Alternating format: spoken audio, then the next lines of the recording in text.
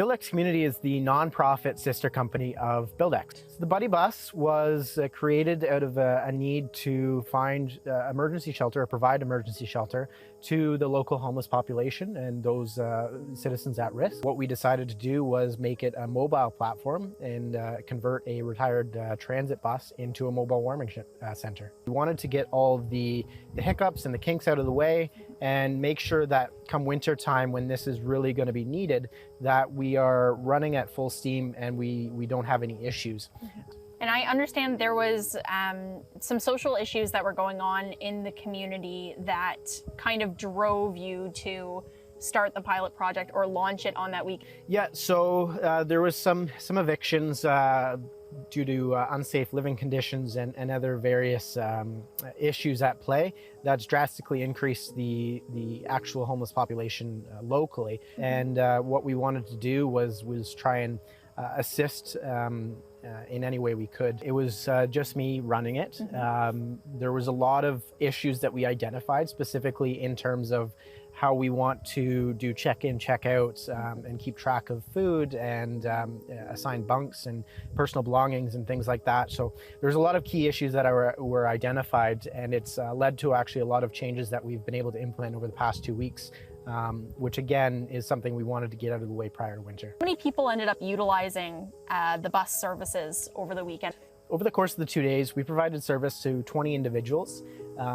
That could have included and did include providing food in terms of snacks, utilizing Wi-Fi, the office space, or bunks. 7 individuals stayed over the course of those 2 days for the entire night. And it just kind of, again, highlights the impact that homelessness has on our community and the benefits of the project that it'll have in the long term. What was the most or the highest ranked need you could say from your experience working that weekend? The most used service was the food. So having and providing snacks and other food items to individuals and drinks was the biggest, definitely the biggest service used. What kind of upgrades or changes are you wanting to make to the bus before we roll out the full project in the winter? Yeah, so some upgrades we've been able to do over the past week have included some CCTV cameras. Obviously, security is a big necessity when you're dealing with so many individuals in one tight space.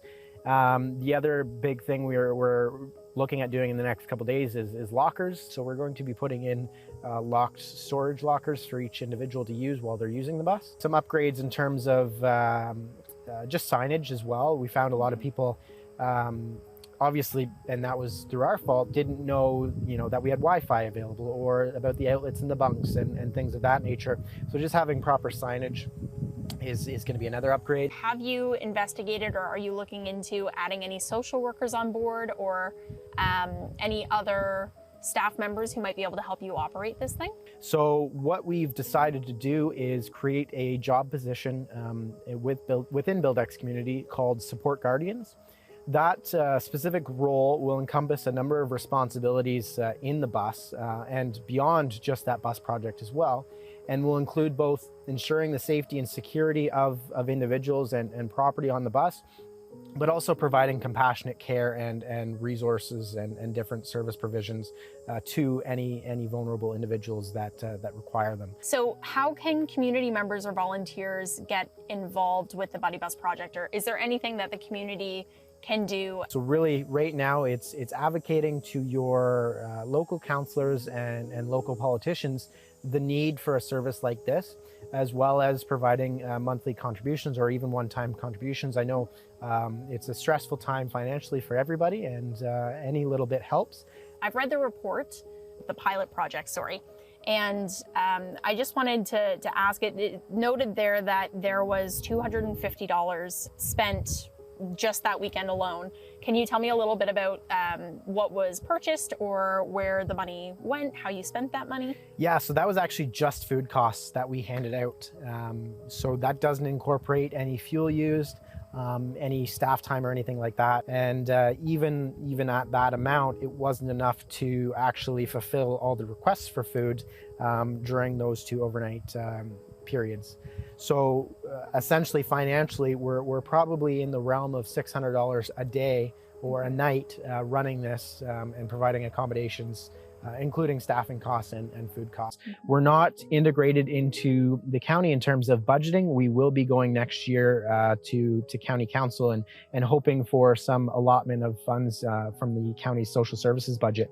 But until we get to that point, we are completely on our own, essentially. So it's imperative that we are able to financially continue this project and keep providing the services that we do. And so, yeah, the big thing is contributing however you can. There is the monthly option as well as one-time donations.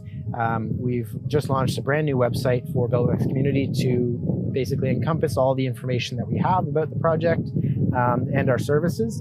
And so if there's any questions or anything like that, people are more than welcome to visit that. Follow us on social media. And I believe there's contact information to reach out should anybody want to.